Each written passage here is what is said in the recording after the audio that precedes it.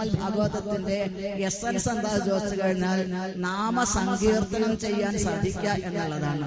ഇവിടെ കോഴിയോട് കൃഷ്ണൻ മാഷ് അദ്ദേഹം പ്രത്യേകം സൂചിപ്പിച്ചു, ഇവിടെ ഒരു വിത്ത് ആളുകളുടെ ഹൃദയത്തിൽ സ്ഥാപിച്ചിട്ടുണ്ട് ആചാര്യൻ. എന്ത്?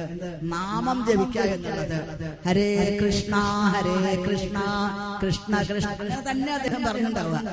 ഹരേ കൃഷ്ണ കൃഷ്ണ കൃഷ്ണ ഹരേ ഹരേ, ഹരേ രാമ രാമ രാമ ഹരേ ഹരേ എന്നുള്ള മഹാമന്ത്രം ഇവിടെ ഉപദേശം കിട്ടിയിട്ടുണ്ട്. ആ മന്ത്രത്തിനെ ഹൃദയത്തിൽ ആവാഹിച്ചുകൊണ്ട് എത്രയോ ജനങ്ങൾ, ഈ നാട്ടുകാര്, ഭക്തജനങ്ങൾ, അതാണ് എനിക്ക് മനസ്സിലാക്കാൻ സാധിച്ചത്, ഇവിടെ സേവിച്ചിട്ടുണ്ട്, ഭഗവാനെ സേവിച്ചുകൊണ്ടിരിക്കുന്നു. അപ്പൊ ഈ ക്ഷേത്രത്തിന്റെ ഉയർച്ചയ്ക്ക്, അതോ തകർന്നു കിടക്കുന്ന ക്ഷേത്രത്തിന്റെ ഉയർച്ചയ്ക്ക് എന്താ കാരണം? നാമസങ്കീർത്തനം, ഭഗവാന്റെ തിരുനാമം എന്നത്. അപ്പൊ നമ്മൾക്ക് ഇത് തന്നെ ഇതങ്ങനെ മുന്നോട്ട് കൊണ്ടുപോവാ. അതായത് നാമം ജപിക്കുക. ആദ്യം നാമം ജപിച്ച് ശ്രീമദ് ഭാഗവതത്തിന്റെ മുഴുവൻ എസൻസ് ആണ് ഭഗവാന്റെ നാമജപം. നാമം ജപിക്കും തോറും ഭഗവാന്റെ കഥ കേൾക്കാൻ, കൃഷ്ണനെ കുറിച്ചിട്ട് അറിയാൻ, മറ്റുള്ള ഉപദേവന്മാരായിട്ടുള്ള ബന്ധം എന്താണ് ഭഗവാന്റെ എന്നുള്ളത് അറിയാനായിട്ട്, മഹാദേവനായിട്ട് എന്താ ബന്ധം, വൈഷ്ണവാനാം യഥാശംഭു, ദേവിയായിട്ട് എന്താ ബന്ധം, ഭഗവാന്റെ റൈറ്റ് ഹാൻഡ് ആണ്, കൃഷ്ണന്റെ റൈറ്റ് ഹാൻഡ് ആണ് സൃഷ്ടി സ്ഥിതി പ്രളയ സാധന ശക്തി രേഖ ഛായേവയസ്യ ഭുവനാനി വിഭർത്തി ദുർഗ ഇച്ഛാനുരൂപമപി യസ്യ ചേഷ്ടതേ സ ഗോവിന്ദമാദിപുരുഷം തമഹം ഭജാമി.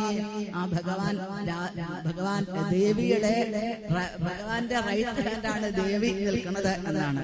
അപ്പോ ദേവിയുടെ ഉപാസനയിൽ കൂടെ എന്താ സാധിക്കുക? പ്രാർത്ഥിക്കേണ്ടത് എന്താണ്? കാത്യായനി മഹാമായേ മഹായോഗിന്യധീശ്വരി നന്ദഗോപസുതം ദേവി പതിമേ കുരുതേ നമാം നമസ്യേ ത്വാംബികേ ഭീക്ഷ്ണം സ്വസന്താനയുതാം ശിവാം ഭൂയാൽ പതിർമേ ഭഗവാൻ കൃഷ്ണ തദനുമോദതാം. ശ്രീകൃഷ്ണ ഭഗവാൻ ഭർത്താവായി, ആരാ ഭർത്താവ്? നശിക്കാത്ത ഭർത്താവ്, നമ്മുടെ ഹൃദയനാഥനായിട്ട് ആരാളുള്ളത്? സാക്ഷാൽ ശ്രീകൃഷ്ണ ഭഗവാൻ. ആ ശ്രീകൃഷ്ണ ഭഗവാന്റെ തൊട്ടടുത്ത് നിൽക്കുന്നതാണ് മഹാവിഷ്ണു ഭഗവാൻ. ഇവിടെ മഹാവിഷ്ണു ഭഗവാനും ദേവിയും എഴുന്നള്ളിയിരിക്കുന്നു ഇവിടെ. അതുകൊണ്ട് തന്നെ നമ്മൾ ഭഗവാന്റെ തിരുനാമ ജപത്തിൽ കൂടെ നമ്മൾക്ക് മുന്നോട്ട് പോവാൻ സാധിച്ചു കഴിഞ്ഞാൽ തീർച്ചയായിട്ടും ഇതിനേക്കാൾ ഉത്തരോത്തരമായിട്ട് ക്ഷേത്രം പുരോഗമിക്കും എന്നുള്ള കാര്യത്തിൽ സംശയമില്ല. നമ്മൾക്ക് ഭഗവാൻ അനുഗ്രഹിക്കട്ടെ, നമ്മൾക്കതിന് സാധിക്കട്ടെ. ശ്രീമദ് ഭാഗവതത്തിലെ ഓരോ വാക്കുകളും അത് മുഴുവൻ പ്രത്യക്ഷ കൃഷ്ണയവഹി എന്നാണ്. പ്രത്യക്ഷമായിട്ടുള്ള ശ്രീകൃഷ്ണ ഭഗവാന്റെ രൂപമാണ് ശ്രീമദ് ഭാഗവതം. ഭഗവാൻ അതിലേക്ക് ലയിച്ചു ചേർന്നിട്ടുണ്ട്.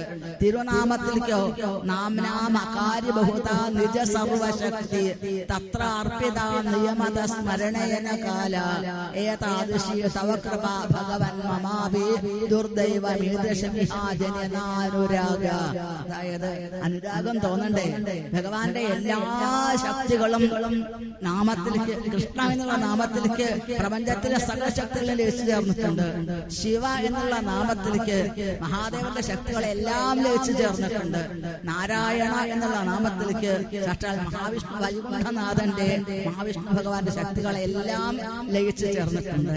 അപ്പോ വാതാലയേശ ട്രസ്റ്റ് എവിടെയാണ് രൂപീകരിച്ചത്? അത് UK, ബ്രിട്ടനില്. ഇനി അതിന് നേതൃത്വം വഹിച്ചത് ആരാണ്? നമ്മളെ ഈ കേരളത്തിൽ നിന്നുള്ളവര്, ഗുജറാത്തിൽ നിന്നുള്ളവര്, ഗുജറാത്തിലുള്ള ഈ പ്രഭു മാതാജി ഗുജറാത്തിലുള്ളവരാണ്. അവര് വാസ്തവത്തിൽ ദ്വാരക എവിടെയാണ്? ഗുജറാത്തിലാണ്. അപ്പോ ഗുജറാത്ത്, ദ്വാരക, അതേപോലെ തന്നെ ഗുരുവായൂരപ്പൻ, വൃന്ദാവനം, ഇതെല്ലാം ഒന്നിച്ചു ചേർന്നിരിക്കുന്നു. എന്തിന്? നമ്മുടെ ക്ഷേത്രങ്ങളെ പുനരുദ്ധരിക്കാനായിട്ട്. പുനരുദ്ധാരണം വളരെ ഭംഗിയായിട്ട് ഈ കാര്യങ്ങൾ, വളരെ ഭംഗിയായിട്ടുള്ള ശ്രീകോവില്